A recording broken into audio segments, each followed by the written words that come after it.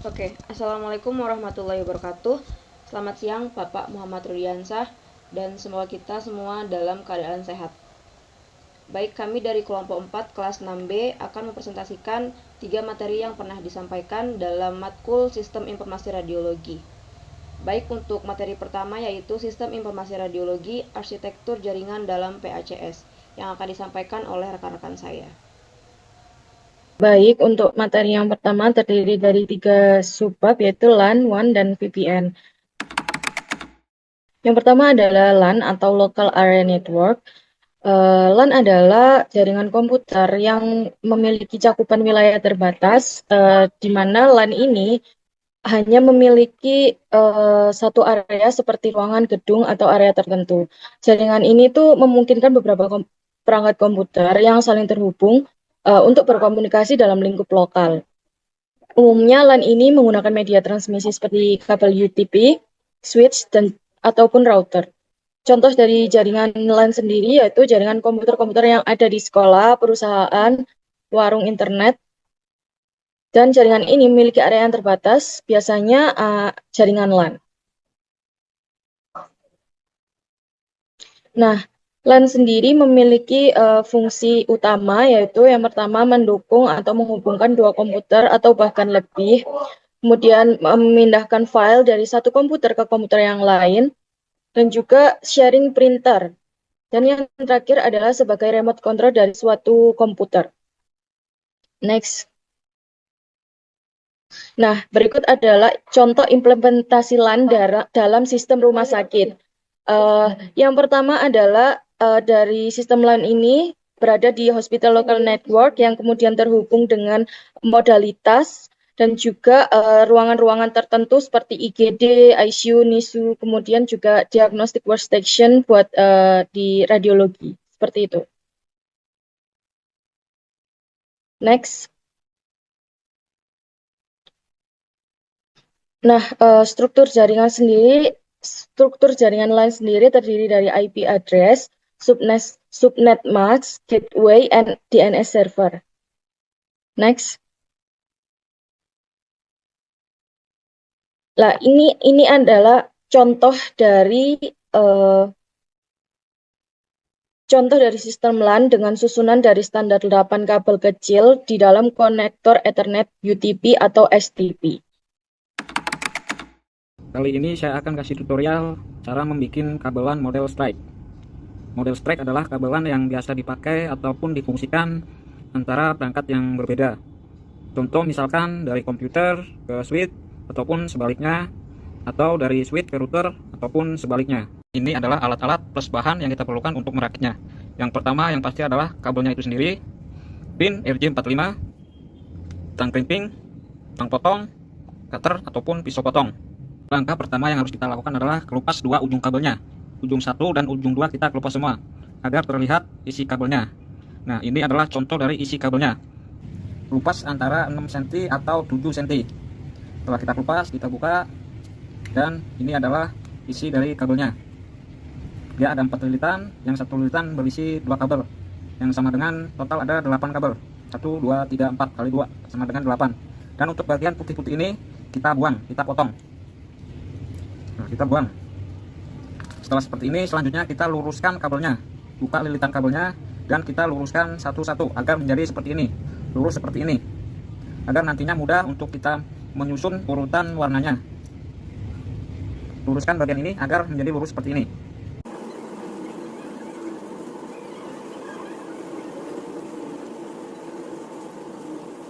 Setelah kabel semuanya lurus, selanjutnya kita urutkan warna kabel sesuai model kabel strike. Yang pertama putih oranye, putih hijau, biru, putih biru, hijau, putih coklat, dan terakhir coklat.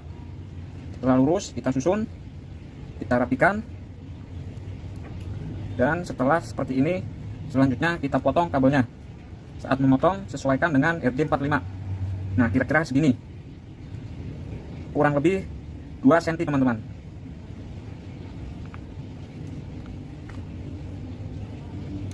Kurang lebih seperti ini saat memotongnya. Biar 2 cm, sisakan kabel 2 cm. Dan selanjutnya kita masukkan kabel ke dalam pin RJ45. Untuk memasukkannya posisinya begini teman-teman.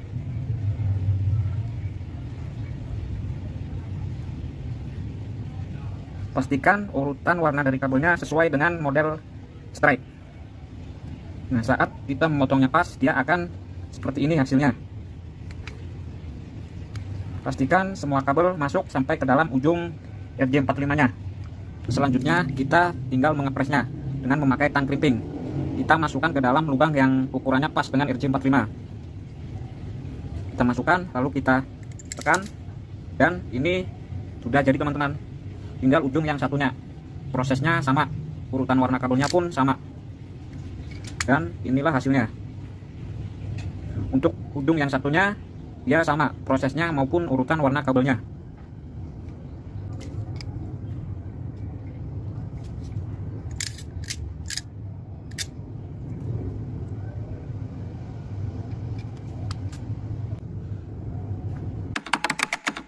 Wide Area Network atau WAN.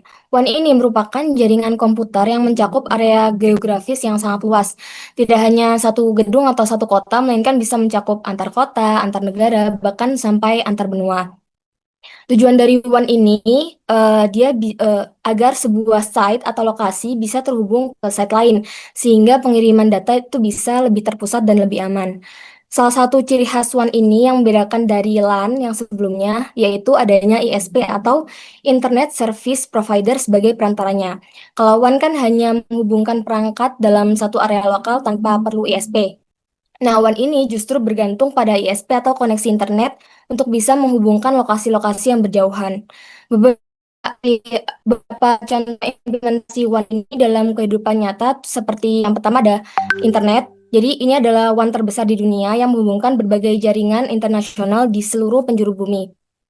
Kemudian ada perusahaan internasional. Ini banyak perusahaan besar yang menggunakan WAN ini untuk menghubungkan kantor pusat dengan kantor cabang dan perwakilan di berbagai negara. Next.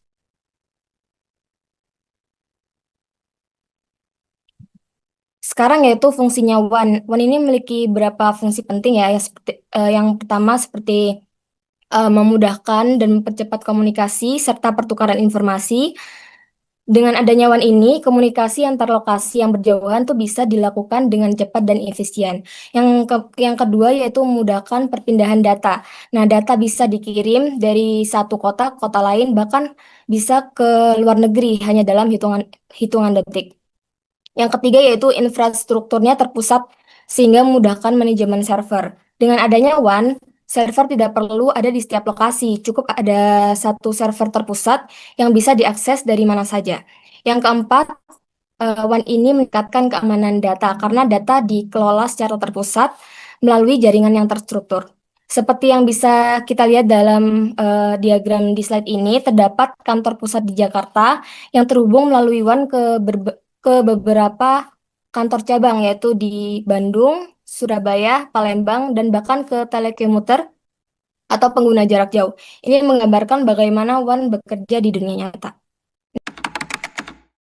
Jadi VPN ini merupakan salah satu protokol jaringan yang digunakan untuk mengalihkan trafik internet ke jaringan yang disediakan oleh admin agar bisa mengakses suatu data atau jaringan. Jadi ini merupakan teknologi yang digunakan untuk membuat koneksi internet kita itu menjadi lebih aman. Untuk cara kerjanya yaitu yang pertama, VPN itu mengubah jalur koneksi internet pengguna melalui server tertentu. Selanjutnya, VPN ini menyembunyikan proses pengiriman dan juga penerimaan data pada jaringan. Selain itu, data yang kita kirim itu juga akan dienkripsi, jadi lebih sulit untuk dilihat oleh orang lain. Dan yang terakhir, VPN ini juga bisa menyamarkan identitas kita saat menggunakan internet. Next. Nah, manfaat VPN itu cukup banyak. Untuk yang pertama itu memberikan jaminan keamanan data, terutama saat kita menggunakan jaringan publik. Terus yang kedua ada akses remote control atau jarak jauh. Jadi ini itu bisa digunakan saat kita melakukan pekerjaan di jarak jauh.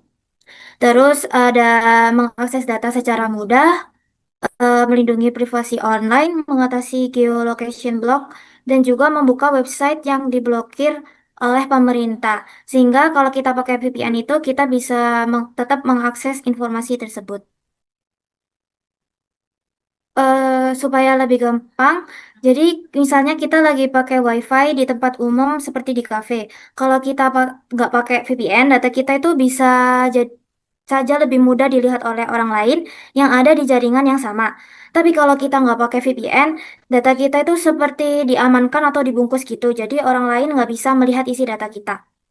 Terus contoh lain, misalnya ada website yang diblokir oleh suatu negara nih. Nah, kalau kita pakai VPN, kita itu bisa mengakses website tersebut karena seolah-olah kita itu terhubung dari lokasi lain. Oke, next. Terus ada istilah bandwidth dan juga latensi. Next. Bandwidth itu merupakan jumlah dari konsumsi transfer data yang bisa dihitung dalam bentuk satuan waktu atau bit. Atau ini, seberapa banyak data yang bisa dikirim dalam satu waktu. Jadi, makin besar bandwidth, makin cepat juga transfer datanya. Misalnya itu kayak kita nonton video, bandwidthnya itu besar, bikin video kita itu tidak buffering. Terus, kalau latensi merupakan waktu yang dibutuhkan data untuk mentransfer seluruh jaringan. Jadi itu waktu yang dibutuhkan data untuk berpindah dari satu titik ke titik lain dalam jaringan. Jadi makin kecil latensi, makin cepat juga responnya. Contoh aja kalau saat video call nih, kalau latensinya besar, suara dan gambar bisa delay atau tidak sinkron. Tapi kalau latensinya kecil, komunikasi itu bisa terasa lancar tanpa jeda. Ini saya dan teman saya akan mempraktekkan penggunaan aplikasi AnyDesk untuk mengakses dan mengontrol komputer atau laptop lain dari jarak jauh menggunakan jaringan internet. Dalam praktek ini, saya akan berperan sebagai laptop yang akan dikontrol dan teman saya sebagai laptop yang mengontrol laptop saya. Langkah pertama, pastikan kedua laptop terhubung oleh jaringan. Lalu, download dan install aplikasi AnyDesk. Setelah terinstall, buka aplikasi AnyDesk di kedua laptop. Di laptop teman saya juga akan muncul tampilan seperti tampilan pada laptop saya ini. Di situ terlihat your address atau kode yang akan digunakan untuk nantinya laptop kami saling terhubung. Sekarang saya akan menginput kode teman saya. Pertama, klik invite. Lalu masukkan kode atau your address laptop pengontrol atau laptop teman saya.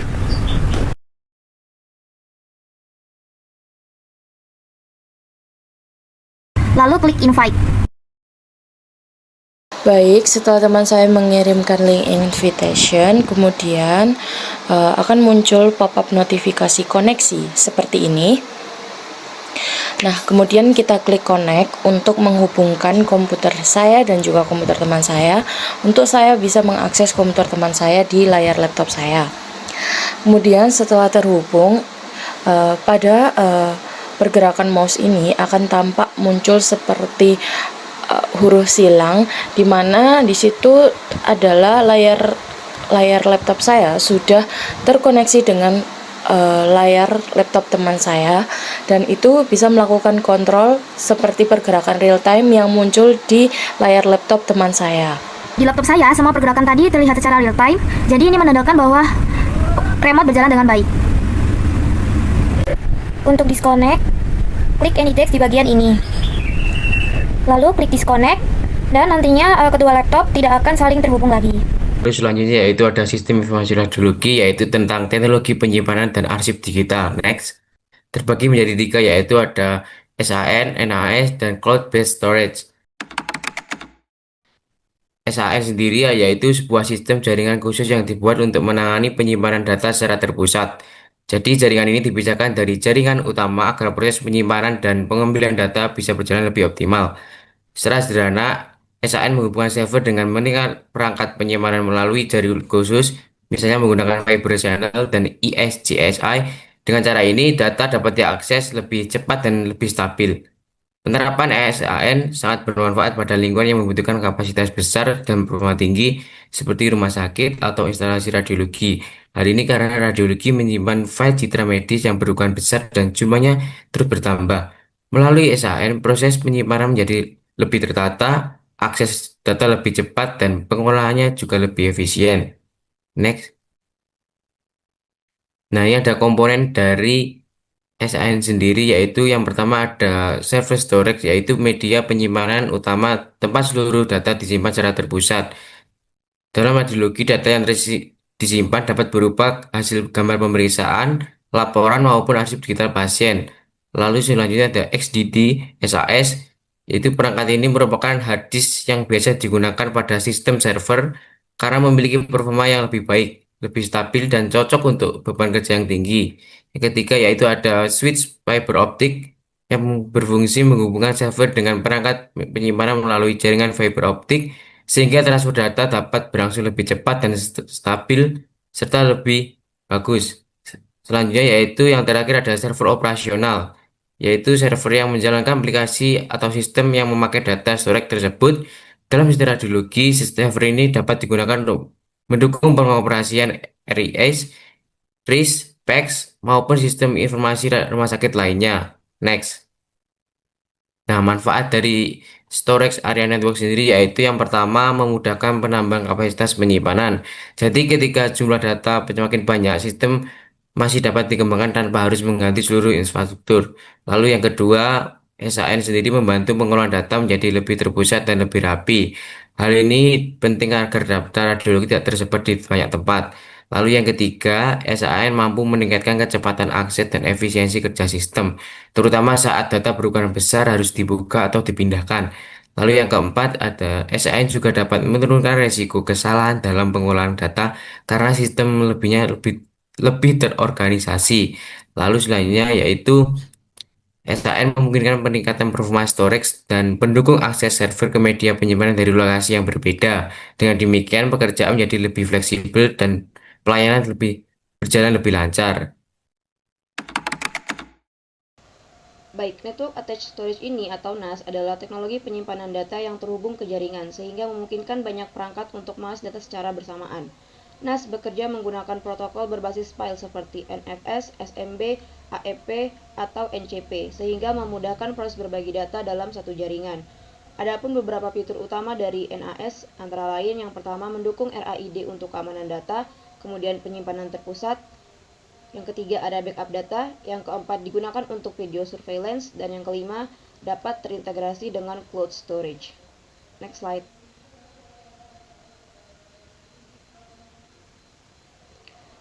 Baik.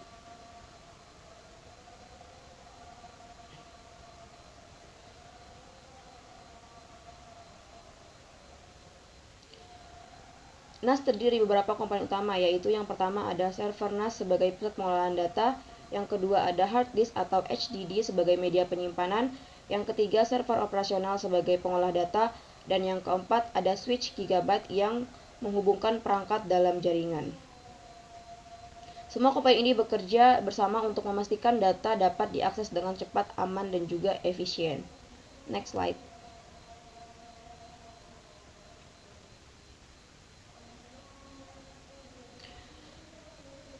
Penggunaan NAS memiliki beberapa manfaat. Di antaranya yang pertama memungkinkan kolaborasi dan berbagi data secara lebih efisien. Yang kedua mendukung pekerjaan tim termasuk kerja jarak jauh. Yang ketiga memudahkan akses data dan berbagai perangkat.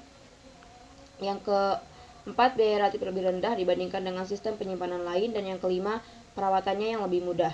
Selain itu, kita juga dapat membuat sistem NAS sendiri menggunakan software seperti TrueNAS, FreeNAS, OpenFiler, dan OpenMedia Vault. Cloud storage sendiri adalah layanan penyimpanan data digital yang disimpan di server milik pihak ketiga dan dapat diakses melalui internet. Jadi data tidak lagi disimpan secara lokal di komputer atau server rumah sakit, tetapi berada di cloud yang bisa diakses kapan saja dan di mana saja selama terhubung dengan internet. Selanjutnya ada manfaat cloud storage. Yang pertama, dapat diakses kapan saja dan di mana saja. Yang kedua, tidak perlu membeli dan merawat hardware sendiri. Kemudian yang ketiga, kapasitas penyimpanan bisa ditambah sesuai kebutuhan. Yang keempat, mendukung pengelolaan server virtual atau VMS. Yang kelima, tidak perlu melakukan perawatan perangkat keras secara langsung. Next. Baik, pada slide ini ada beberapa penyedia cloud di dunia yaitu AWS atau Amazon Web Service yang mana merupakan penyedia cloud terbesar.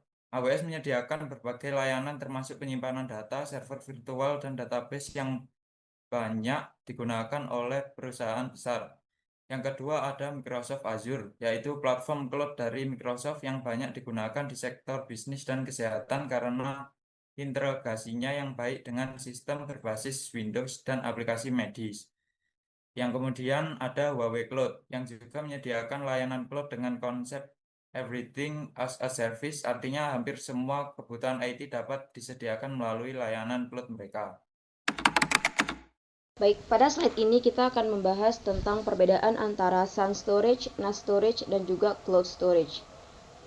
Berdasarkan beberapa aspek penting. Yang pertama, dari segi kepemilikan. Sun biasanya dimiliki oleh perusahaan besar seperti rumah sakit karena digunakan untuk kebutuhan skala besar. Kemudian untuk NAS dimiliki secara mandiri namun umumnya dalam skala lebih kecil. Sedangkan Cloud Storage dimiliki oleh pihak provider atau penyedia layanan. Yang kedua, dari segi biaya. Sun memiliki biaya yang relatif mahal karena infrastrukturnya yang kompleks. Kemudian NAS berada di tingkat biaya sedang, sementara Cloud Storage lebih fleksibel karena pengguna hanya membayar sesuai pemakaian. Yang ketiga, ada jenis hard disk yang digunakan. Sun menggunakan HDD SAS yang memiliki performa tinggi, kemudian NAS menggunakan HDD biasa, sedangkan Cloud menggunakan penyimpanan virtual yang tidak terlihat secara fisik oleh pengguna. Yang keempat, dari jenis jaringan. Sun menggunakan jaringan khusus seperti Fiber Channel atau ISCSI. NAS menggunakan jaringan LAN dan sedangkan Cloud Storage diakses melalui internet. Yang kelima, dari jenis switch. Sun menggunakan fiber optik, kemudian NAS menggunakan gigabyte dan Cloud tidak memerlukan switch khusus karena aksesnya melalui internet. Yang keenam, yaitu dari jenis server storage. Sun menggunakan sistem block level storage, NAS menggunakan file storage, dan Cloud menggunakan server berbasis cloud. Yang terakhir, dari segi ruangan. Sun membutuhkan ruangan besar, sedangkan NAS cukup menggunakan rak server, dan Cloud tidak membutuhkan ruangan fisik di sisi pengguna. Nah, kesimpulannya, Sun cocok untuk kebutuhan besar dan performa tinggi, sedangkan NAS untuk kebutuhan menengah, dan Cloud untuk solusi yang lebih praktis dan fleksibel. Pada materi ketiga, terdapat sistem informasi radiologi, keamanan data dalam sistem radiologi, dan protokol komunikasi PEX. Next. Oke, jadi terdapat landasan regulasi nasional yang berkaitan dengan pengelolaan data dan sistem informasi radiologi, yaitu Kemenkes nomor 1014 tahun 2008 tentang standar pelayanan radiologi diagnostik dan Permenkes nomor 24 tahun 2020 tentang rekam medis yang menjelaskan bahwa tenaga IT memiliki peran 1. Memasukkan dan menyimpan data secara elektronik dengan rutin, 2. Memelihara dan memperbaiki alat-alat IT, sehingga keamanan data pasien pada PEX dan data radiologi memiliki dasar hukum yang jelas. Next. Terdapat gambaran profesi PEX administrator di dunia kerja, seperti lowongan pekerjaan PEX administrator, sistem kerja yang full-time dan remote, serta kisaran gaji profesional. Menunjukkan bahwa PEX administrator ini merupakan profesi khusus, memiliki tanggung jawab besar terhadap operasional PEX, dan dibutuhkan secara luas dalam layanan radiologi modern. Jadi, PEX administrator ini membutuhkan tenaga profesional dengan kompetensi tinggi dan bukan sekedar peran teknis biasa. Next. Kemudian terdapat beberapa 12 skill utama PEX administrator, antara lain 1. DICOM, yaitu standar komunikasi dan format citra medis. 2. HL7 untuk pertukaran dan administrasi dan klinis. HL7 untuk pertukaran data administrasi dan klinis. 3. Ada PEX, yaitu sistem utama untuk menyimpan, mengelola, dan mendistribusikan citra secara digital. 4. Ada RIS, yaitu sistem yang mengatur alur kerja radiologi mulai dari pendaftaran hingga pelaporan. 5. Ada HIPAA atau HIPAA Compliance sebagai standar perlindungan data medis supaya keberhasilan dan privasi pasien tetap terjaga. Keenam, ada virtual machine, yaitu teknologi untuk menjalankan sistem PEX secara terpisah dan lebih aman. 7. Ada SQL, digunakan untuk mengelola dan mengakses basis data radiologi.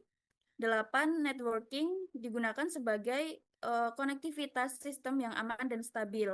9. Ada OS Linux dan Windows Server sebagai server pengelolaan PACS.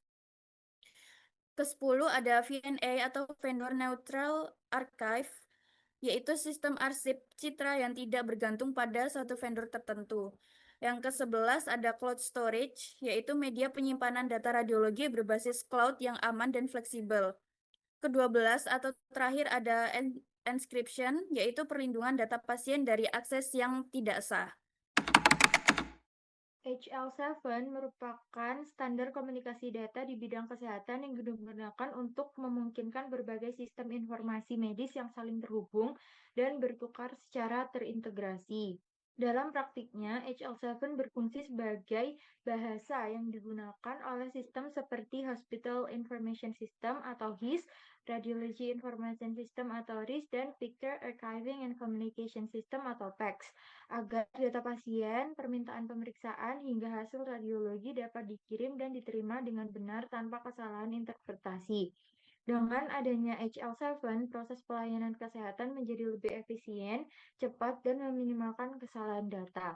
Sementara itu, HL7 Soup adalah sebuah aplikasi yang digunakan untuk membaca, menganalisis, dan menguji pesan HL7. Software ini membantu pengguna memahami struktur pesan HL7 yang kompleks dengan tampilan yang lebih sederhana dan mudah dibaca. Selain itu, HL7 Soup juga digunakan untuk melakukan simulasi pengiriman data sehingga dapat diketahui apakah sistem sudah terintegrasi dengan baik atau belum.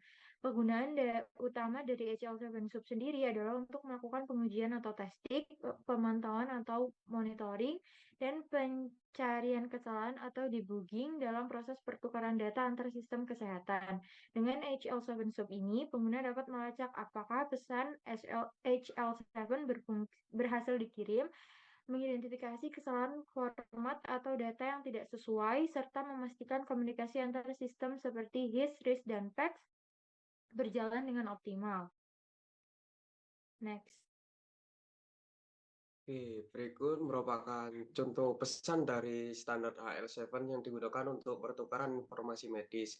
Kita bisa lihat pada segmen MSH sendiri, ini merupakan tampilan informasi header pesan, yaitu asal dan tujuan sistem serta jenis pesan berupa permintaan pemeriksaan atau order. Selanjutnya pada segmen PID, nah ini itu berisi tentang identitas pasien, nomor rekam medis, nama pasien, tanggal lahir, jenis kelamin, dan alamat. Dan selanjutnya pada segmen PV1 ini menjelaskan informasi kunjungan pasien termasuk unit pelayanan yaitu radiologi, dokter pengirim, serta jenis pembiayaan dari pasien sendiri. Selanjutnya pada ORC ini menunjukkan bahwa order pemeriksaan ini merupakan order baru yang dibuat oleh dokter. Kemudian lanjut ke OBR, dan di mana ini berisikan detail dari pemeriksaan yang diminta, yaitu contohnya ini pada pemeriksaan radiologi yaitu RO Koloninlo. Dan terakhir pada segmen NTA yaitu terdapat catatan tambahan berupa kondisi klinis pasien yaitu konstipasi. Nah, secara keseluruhan pesan ini menggambarkan alur informasi dari identitas pasien hingga permintaan dan detail pemeriksaan radiologi itu sendiri. Gambar ini menunjukkan bagaimana data HL7 terlihat dalam bentuk heksadesimal atau kode mesin. Meskipun pada sebelumnya kita sudah melihat HL7 dalam bentuk teks yang mudah dibaca, sebenarnya saat dikirim melalui jaringan, data tersebut dikonversi menjadi bentuk byte atau hex. Hal ini penting untuk proses komunikasi antar sistem dan biasanya digunakan dalam debugging atau analisis teknik jika terjadi error pada pengiriman data. Next. Baik, selanjutnya saya akan menjelaskan bagaimana proses transfer data pasien menggunakan HL7 Soup. Nah, di sini saya ada dua device, di mana device kanan saya ini merupakan device si pengirim atau senders, dan device yang kiri merupakan device si penerima atau receivers. Nah, sebelum kita buka aplikasi ke HL7 Soup ini, kita matikan terlebih dahulu di kedua device firewall-nya. Ini matikan terlebih dahulu. Caranya kita search di sini, lalu ketik control panel, lalu system and security dan Windows Defender ini, lalu matikannya dengan mengetik yang ini. Ini sudah saya matikan. Kalau mati itu dipencet tombol yang ini. Jika sudah, maka tampilannya akan seperti ini. Nah, ini juga dimatikan di device si penerima. Namun ini sudah saya matikan, maka tampilannya sama seperti ini. Oke, lanjut. Sebelum kita kirim data pasien, kita harus mengetahui IP address si laptop atau device si penerima. Caranya, kita buka ke command prompt ini, lalu ini sudah muncul sebenarnya teman-teman. Ini merupakan IP address dari device si penerima. Namun, saya akan menunjukkan bagaimana cara mengetahuinya, yaitu dengan cara ketik IP config. Lalu pencet enter. Nah, ini akan muncul di sini. Nah, selanjutnya, jika sudah, selanjutnya kita buka ke aplikasi HL Shop ini di pengirim. Red Sender ini.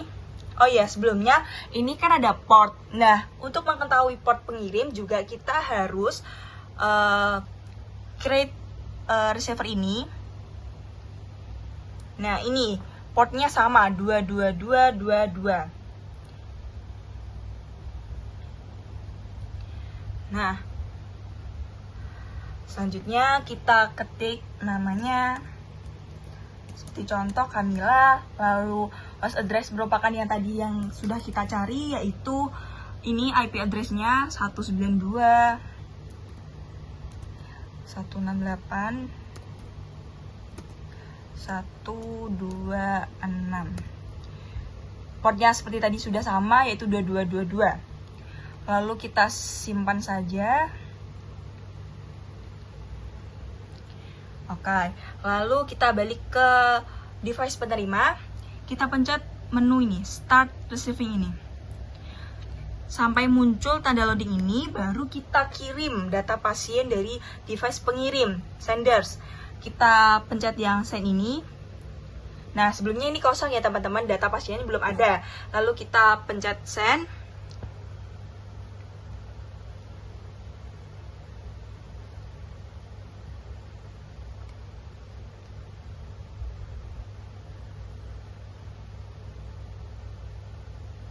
Nah, maka data pasien telah terkirim. Bisa kita lihat dan verifikasi apakah datanya sudah sama.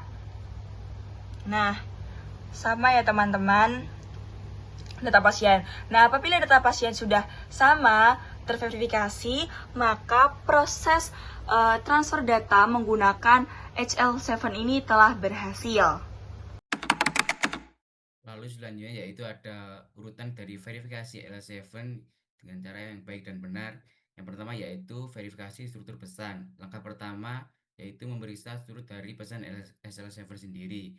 Hal yang diperiksa yaitu meliputi delimiter atau separator, lalu urutan segmen, file yang wajib diisi, jenis pesan, versi HL7 yang digunakan. Pada tahap ini, segmen MSH menjadi sangat penting karena berisi informasi pengirim, penerima, tipe pesan, message control ID, processing ID, dan version ID. Jika struktur pesan salah, maka receiver bisa gagal membaca pesan sejak awal lagi. Lalu yang kedua yaitu verifikasi isi data. Setelah dinyatakan dengan benar, langkah berikutnya adalah memeriksa isi data dalam setiap file.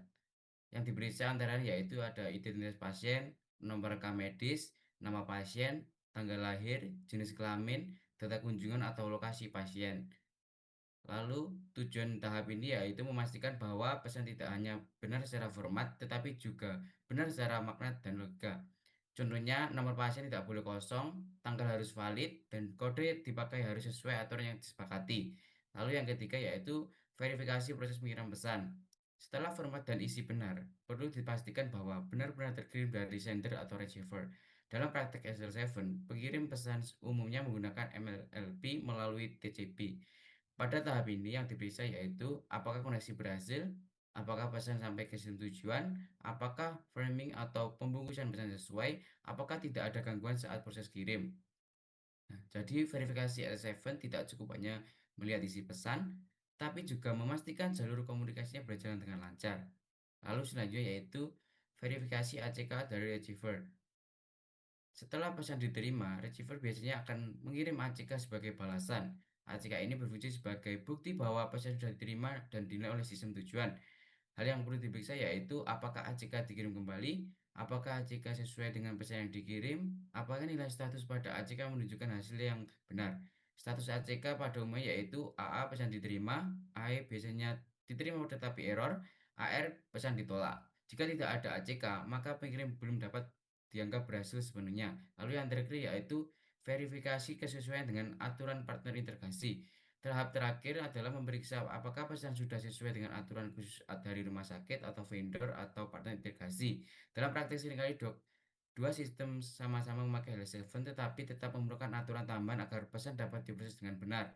Misalnya file tertentu wajib diisi, format tanggal harus seragam, kode pasien atau kode lokasi harus mengikuti mapping tertentu, hanya segmen tertentu yang boleh digunakan. Nah, pada tahap ini alat seperti SL7 Soap sangat membantu karena dapat digunakan untuk validate, highlight, compare, dan membagikan aturan validasi ke partner integrasi. Next.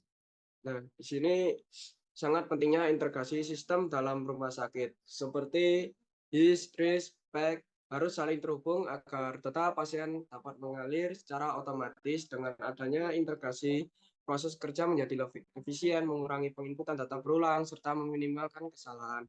Hal ini sangat penting terutama di bagian radiologi membutuhkan kecepatan dan akurasi tinggi. Next. Nah, di sini menjelaskan metode integrasi menggunakan database broker. Database broker sendiri berfungsi sebagai perantara antar dua sistem yang berbeda. Alur kerjanya adalah data dari sistem pertama disimpan di database. Kemudian broker akan mengambil data tersebut dan mengirimkan ke sistem kedua. Metode ini biasanya digunakan jika sistem yang ada belum mendukung HL7 secara langsung atau masih menggunakan sistem lama. Next. Berikut merupakan contoh implementasi database broker dalam bentuk tabel data. Di sini kita dapat melihat data seperti nama pasien, dokter, unit radiologi, dan waktu pemisahan yang telah berhasil dipindahkan antar sistem. Hal ini menunjukkan bahwa integrasi menggunakan database broker dapat berjalan baik dan memungkinkan sinkronasi data antar sistem secara efektif. Secara kesimpulan bahwa integrasi sistem rumah sakit dapat dilakukan melalui L7 maupun database broker dan tujuan utama meningkatkan efisiensi, akurasi, dan kualitas pelayanan pasien. Next. Selanjutnya adalah metode folder sharing. Pada slide ini dijelaskan bahwa metode pertukaran data menggunakan folder sharing antara sistem rumah sakit. Jadi, dari SIM-RS atau Sistem Informasi Manajemen Rumah Sakit, data akan dikirim ke folder khusus, yaitu folder IN. Folder ini jadi tempat masuknya data ke tempat berikutnya. Kemudian, di RIS atau Radiology Information System akan mengambil data dari folder tersebut untuk diproses lebih lanjut. Sebaliknya, hasil dari RIS akan dikirim kembali melalui folder out ke SIM-RS. Next. Kemudian, ini adalah contoh dari format file yang digunakan dalam pertukaran data. Terdapat tiga jenis utama, yaitu JSON, format yang ringan, mudah dibaca oleh sistem modern, kemudian XML.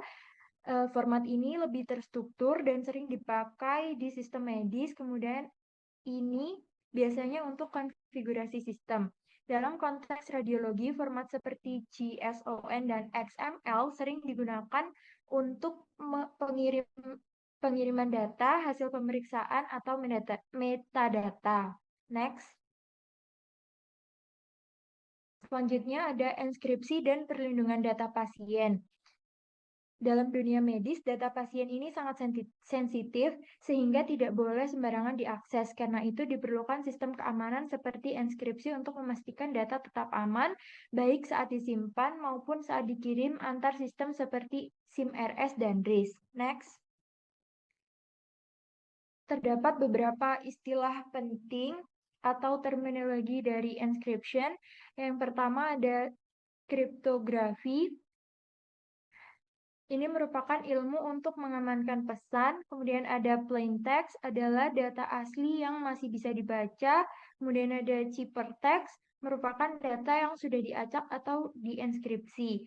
Kemudian terdapat dua proses utama, yaitu encryption, mengubah data asli menjadi kode rahasia. Kemudian ada decryption, mengembalikan data ke bentuk semula agar bisa dibaca. Sehingga data pasien yang dikirim lewat sistem tadi biasanya tidak langsung dikirim sebagai plain text, tetapi sudah dalam bentuk transkripsi. Next. Kemudian tujuan dari encryption sendiri, tujuan utamanya ada 3, yaitu kerahasiaan atau confidentially. Ini untuk memastikan hanya pihak yang berwenang yang bisa mengakses data pasien. Kemudian untuk integritas data, memastikan data tidak berubah atau dimanipulasi selama proses pengiriman. Kemudian ada autentikasi, memastikan bahwa sumber data itu benar dan bisa dipercaya. Jadi sistem encryption ini penting untuk menjaga keamanan data dalam sistem radiologi. Next.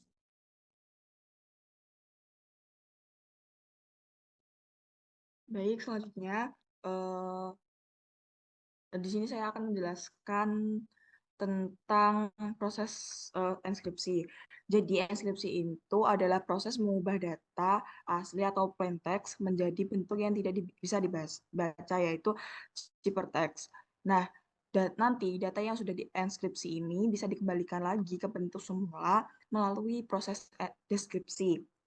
Di sini juga ditunjukkan contoh sederhana, ada monoalfabet dan multi-alfabet.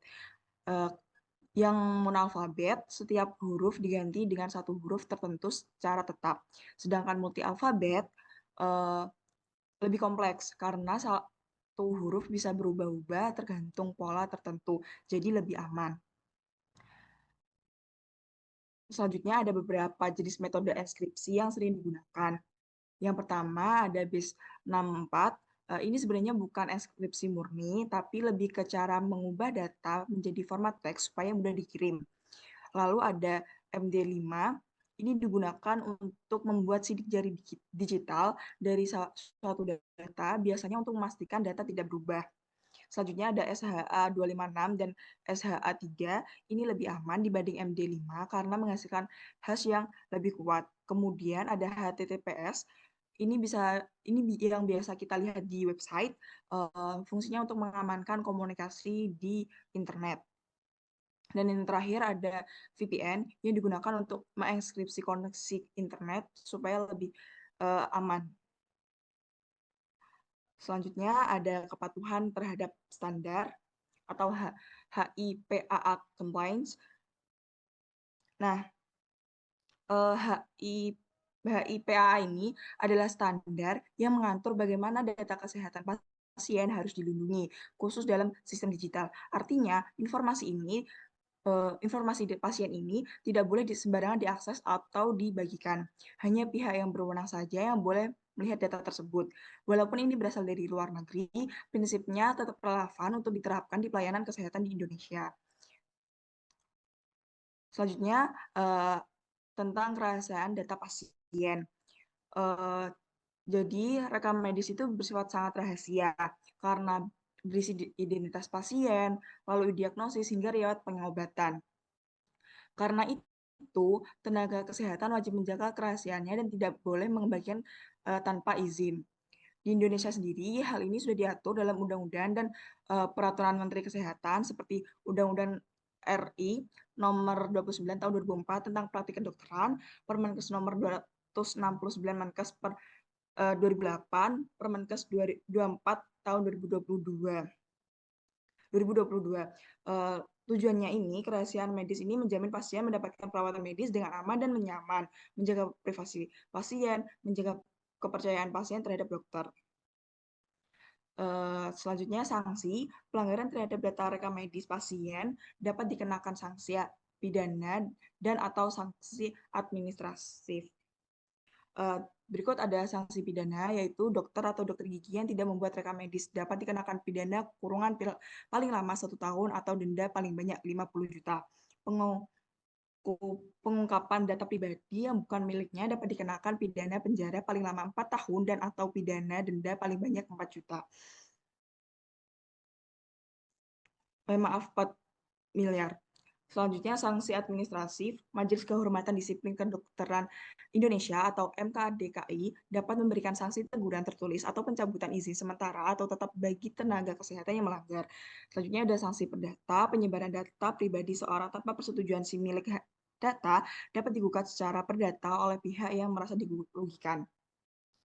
Rahasiaan data rekam medis dapat menjadi tanggung jawab seluruh bagian rumah sakit, baik jajaran manajemen, tenaga medis, hingga staf kesehatan. Rekam medis merupakan salah satu alat bukti yang dapat digunakan dalam proses penegakan hukum. Selanjutnya, saya akan memberikan 2 contoh kasus, studi kasus. Seorang putri dewasa dari pasien usia hadir di ruangan tersebut saat dokternya masuk untuk berbicara dengan pasien tentang hasil tes. Pasien memperkenalkan putrinya kepada dokter, lalu bertanya kepada dokter, apakah hasil tesnya sudah keluar? Dokter mulai menjelaskan hasil tes pada pasien. Benarkah dokter tersebut melanggar privasi pasien dengan membicarakan hasil tes kepada putrinya yang hadir di ruangan itu? Jawabannya adalah salah. Karena pasien menanyakan hasil tersebut kepada putrinya yang ada di ruangan itu. Dokter dapat berasumsi bahwa putrinya sudah dewasa dan dapat mewakili orang tuanya. Selanjutnya, di ruang tunggu radiologi, seorang radiografer memanggil nama pasien berikut dengan berkata, Nyonya Ani, kami siap meronsen X-ray foto mamografi Anda sekarang. Benarkah ini melanggar privasi pasien dengan memanggil nama dan pemeriksaan? Jawabannya benar. Memanggil nama pasien sudah cukup, tidak perlu memanggil dengan penyebutan jenis pemeriksaan. Baik, mungkin hanya itu yang dapat kami sampaikan. Semoga penjelasan tadi dapat mudah dipahami dan dimengerti. Sekian dari kami, kurangnya kami mohon maaf. Wassalamualaikum warahmatullahi wabarakatuh.